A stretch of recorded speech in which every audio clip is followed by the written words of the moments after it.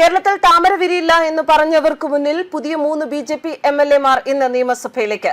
പുതിയ അംഗങ്ങളുടെ സത്യപ്രതിജ്ഞാ ചടങ്ങുകൾക്ക് പിന്നാലെ നിയമസഭാ പ്രവേശം വലിയ രീതിയിൽ ആഘോഷമാക്കി ബിജെപി. ചരിത്രത്തിൽ ആദ്യമായി 3 ബിജെപി അംഗങ്ങളാണ് ഇത്തവണ കേരള നിയമസഭയിലേക്ക് തിരഞ്ഞെടുക്കപ്പെട്ടിരിക്കുന്നത്.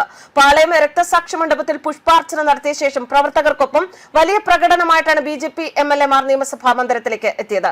ഇത് ബിജെപിയെ സംബന്ധിച്ച ചരിത്ര ദിനമാണെന്ന് പാർട്ടി സംസ്ഥാന അധ്യക്ഷൻ രാജീവ് ചന്ദ്രശേഖർ പ്രതികരിച്ചു. ബിജെപി എൻഡിഎയുടെ ചരിത്രത്തിൽ ഇന്ന് ഒരു ഏറെ സന്തോഷകരമായ ദിവസമാണ്.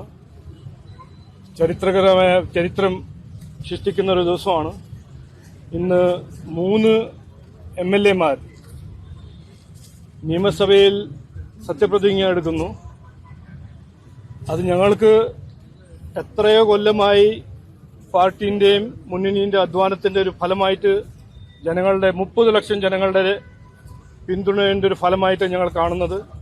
എല്ലാവർക്കും ഞങ്ങൾ നന്ദി പറയാൻ ആദ്യം ആഗ്രഹിക്കുന്നു. ഇന്നു മുതൽ അസംബ്ലിന്റെ ഉള്ളിലും പുറത്തും ഒരു പുതിയ രാഷ്ട്രീയം സൃഷ്ടിക്കാനും ഒരു വികസനത്തിന്റെ ഒരു കാഴ്ചപ്പാട് മുമ്പോട്ട് വെക്കാനാണ് ഈ 3 എംഎൽഎമാർ ഇനി മുതൽ പ്രവർത്തിക്കാൻ പോകുന്നത്. ഞങ്ങൾക്കൊരു കൃത്യമായ കാഴ്ചപ്പാടുണ്ട്. നരേന്ദ്രമോദിജി പഠിപ്പിച്ചു തന്ന ഒരു വികസന രാഷ്ട്രീയം, അത് ഇന്നുവരെ കേരള നിയമസഭയിൽ നമ്മൾ കണ്ടിട്ടില്ല, കേട്ടിട്ടില്ല. കഴിഞ്ഞ 10 കൊല്ലം ഇവിടെ ഒരു പ്രതിപക്ഷ പാർട്ടി ഉണ്ടായിട്ടില്ല. അതെല്ലാം മാറ്റാനാണ് ഈ 3 എംഎൽഎമാർ നിയമസഭയിൽ ഇന്ന് സത്യപ്രതിജ്ഞ എടുത്തിട്ട് ഇന്നു മുതൽ ഞങ്ങളുടെ വർക്ക് തുടങ്ങാൻ പോകുന്നത്. അപ്പോൾ എല്ലാവരും അനുഗ്രഹവും പിന്തുണ ഞാൻ അഭ്യർത്ഥിക്കുന്നു.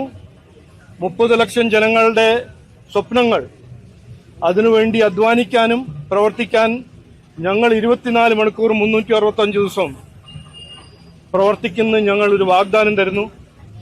എല്ലാവരും അനുഗ്രഹവും പിന്തുണ അഭ്യർത്ഥിച്ച് ഞാൻ വാക്കു ചുരുക്കുന്നത്. പുതിയ രാഷ്ട്രീയവും പുതിയ കാഴ്ചപ്പാടുമാണ് ഇനി വരാൻ പോകുന്നത്. നരേന്ദ്രമോദിയുടെ വികസന രാഷ്ട്രീയം ഇനി കേരള നിയമസഭ കാണുമെന്നും രാജീവ് ചന്ദ്രശേഖർ വ്യക്തമാക്കി. നാടിന് ആരാ നന്മ ചെയ്യുന്നുവോ അവർക്കൊപ്പം ബിജെപി നിലകൊള്ളുമെന്നും അദ്ദേഹം കൂട്ടിച്ചേർത്തു. വരാനിരിക്കുന്ന സ്പീക്കർ തെരഞ്ഞെടുപ്പിൽ ബിജെപിക്ക് സ്ഥാനാർത്ഥി ഉണ്ടാകുമെന്നും രാജീവ് ചന്ദ്രശേഖർ പ്രഖ്യാപിച്ചു.